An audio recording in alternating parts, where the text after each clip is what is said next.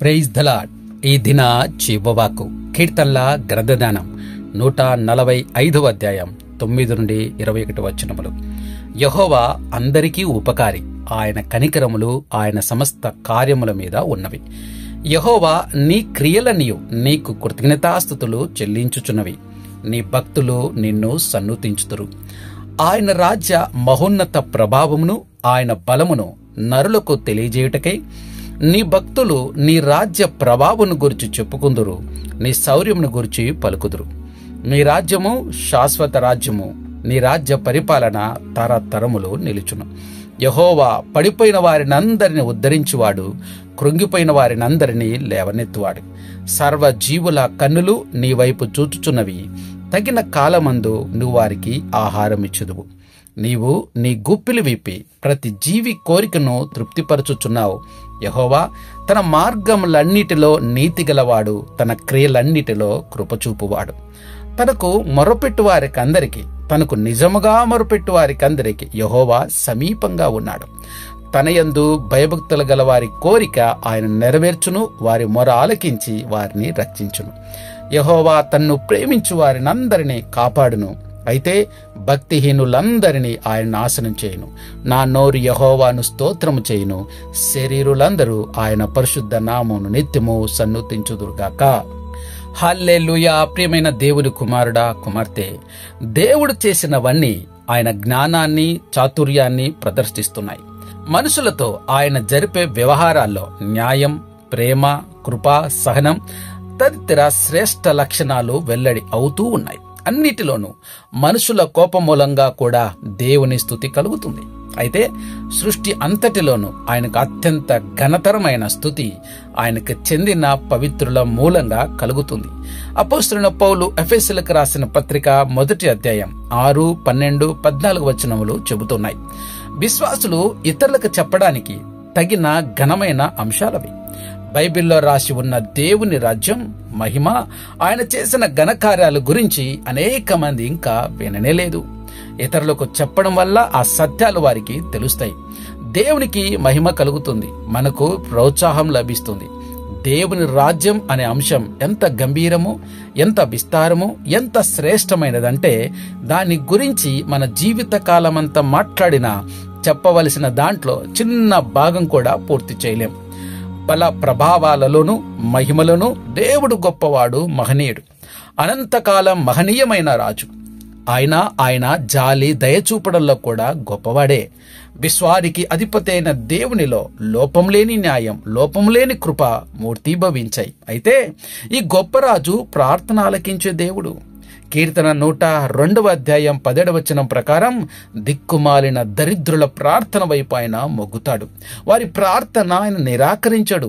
తన ప్రజలు ప్రార్థించాలని దేవుడు ఆజ్ఞ ఇచ్చాడు. ఎందుకంటే వారిని దీవించేందుకు, వారి ద్వారా పని చేసేందుకు ఆయన నిర్దేశించిన సాధనాలలో ప్రార్థన ఒకటి.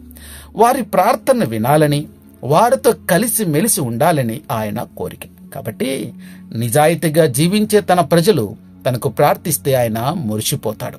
మత్తయి సువార్త 7వ అధ్యాయం 7 నుండి 8 వచనములో అడగండి మీకు ఇవ్వబడుతుంది, వెదకండి మీకు దొరుకుతుంది, తలుపు తట్టండి అది తెరవబడుతుందని యేసయ్య చెప్పారు. దేవుని పిల్లలకు యేసు ఈ గొప్ప వాగ్దానాలను ఇస్తున్నాడు. మనం ఎలాంటి మంచి వాటి కోసం అడగాలో, వెతకాలో ఇక్కడ చెప్తున్న సందర్భానికి సంబంధించినవే ఈ వాగ్దానాలు. అందువల్ల మన ప్రార్థన కూడా దానంతటికి అనుగుణంగానే ఉండాలి. మనకు ఒక విషయం చెడు చేస్తుందని దేవునికి తెలిసి కూడా మనం అడిగినదల్లా ఆయన ఇస్తాడని బైబిల్ మాట ఇవ్వదు. ఆయన ఉపదేశాల ప్రకారం జీవించటానికి తోడ్పడే విషయాల కోసం మనుషులను కాదు, దేవుణ్ణి అడగాలి. దీనికోసం దేవుని కృప, పవిత్రాత్మ బల ప్రభావాలు, శుద్ధమైన ఏక మనసు మొదలైనవి ఎప్పుడూ అవసరం. వెతకండి, తట్టండి అనే పదాలు ప్రార్థనలో పట్టుదలను సూచిస్తాయి. మనకు దొరికేదాకా వెతుకుతూ ఉండాలి. దేవుడు తలుపు తెరిచేదాకా తట్టుతూ ఉండాలి. యెహోవాలో ఆనందించేవారు, ఆయనందు భయభక్తులు కలిగిన వారు తమ హృదయ కోరికలు సఫలం కావడం చూస్తారు. ఎందుకంటే అవి దేవుని సంకల్పానికి అనుగుణంగానే ఉంటాయి. తమకు ఏది ఉండాలని ఆయన కోరుతాడో వారు అదే కోరుతారు. చాలా మంది యహలోక సంబంధమైన విషయాలను, శరీర సంబంధమైన వాటిని ఆశించి అలాంటి స్వార్థపూరితమైన ప్రార్థన దేవుడు వినలేదని ఆయనపై సనుక్కుంటారు. నిజంగా యేసయ్యను ప్రేమించే వారిని ఆయన కాపాడతాడు. దుర్మార్గులను నాశనం చేయడం న్యాయసమ్మతం గనుక దేవుడు అలా చేస్తాడు. వారు ఆయన కరుణ క్షమాపణలను కోరరు, వెతకరు, కానీ తమ దుర్మార్గంలోని ఆనందిస్తూ ఉంటారు. దేవుని హృదయపూర్వకంగా స్తుతించేవారు అందరూ అలానే చెయ్యాలని కోరతారు. దేవునికి ఘనత స్తుతి కలగడం విని ఆనందిస్తారు. దేవుడి కొద్ది వాక్యంను దీవించి ఆశీర్వదించునుగాక. ప్రార్థన చేసుకుందాం. మా ప్రియ పరలోకపు తండ్రి, ఇంతవరకు నీ వాక్యం ద్వారా మాతో మాట్లాడిన ప్రతి మాటను బట్టి నీకు స్తోత్రాలు.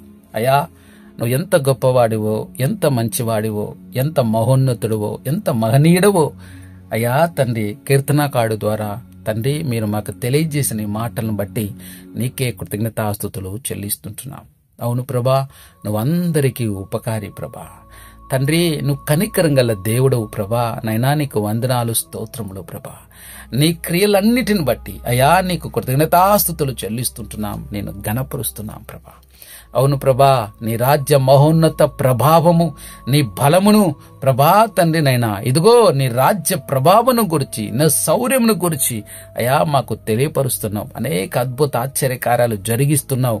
అయ్యా నువ్వు ఎలాంటి దేవుడవో, ఏ తండ్రి ఏ విధంగా తండ్రినైనా నువ్వు సహాయం చేస్తావో, ఏ విధంగా తను విడిపిస్తావో మాకు బయలుపరిచి తండ్రి నీ యొక్క గొప్ప శౌర్యాన్ని, నీ యొక్క తండ్రి గురించినటువంటి ఎన్నో సత్యాలను ప్రభా మాకు బోధిస్తున్నందు బట్టి నీకు స్తోత్రాలు. దేవా, నువ్వు పడిపోయిన వారందరినీ ఉద్ధరించువాడు, కృంగిపోయిన వారిని అందరినీ లేవనెత్తువాడు తండ్రి. నీకు స్తోత్రములు ప్రభా. అయా నీకు వందనాలు, స్తోత్రములు తండ్రి. ఆకలితో అలమటిస్తున్న వారికి ఆహారమును దయచేయువాడు నీవే యేసయ్యా.